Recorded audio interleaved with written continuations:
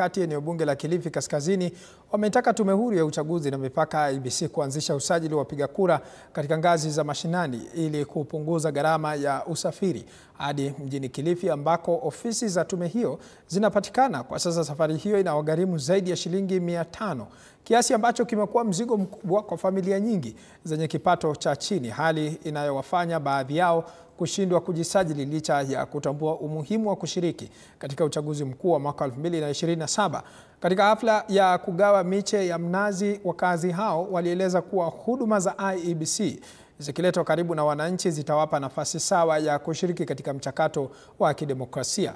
Mwanaharakati wa mazingira na mtetezi wa mti wa mnazi Najma Mangi aliwahimiza wakazi wa Kilifi kujitokeza kwa wingi kujisajili kama wapiga kura, akisisitiza kuwa ushirikiano wao katika uchaguzi ujao utakuwa hatua muhimu katika kuamua mustakabali wa maendeleo ya eneo hilo.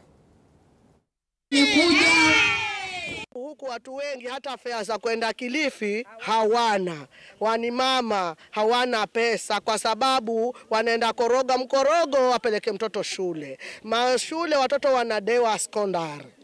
Kwa hivyo taimu hii tunataka watoto wapate kura. Tena hata wengine hawana vitambulisho. Kwa hivyo mlete kura huku mashinani, tena mlete kura vitambulisho huku mashinani. Wawe watu watapata vitambulisho bure, kura bure. Tupige kura kwa wingi. Nataka niwahimize hawa kina mama. Haya yote tunayafanya kwa sababu ya uongozi bora.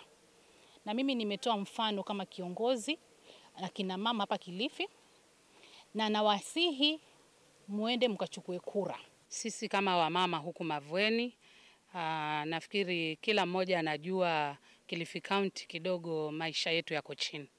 Na IEBC yetu iko Kilifi Town, wamama wengi wale wa mashinani kuenda paka Kilifi inakuwa kidogo ni ngumu kwa sababu ya transport. Kwa hivyo tungeomba Mheshimiwa Rais na wale ambao wako katika vitengo vya IEBC watuletee wale wasajilishaji wa kadi za kura huku mashinani. Na tukiachana na taarifa hiyo, kwingineko ni kwamba zaidi ya wakazi 5,000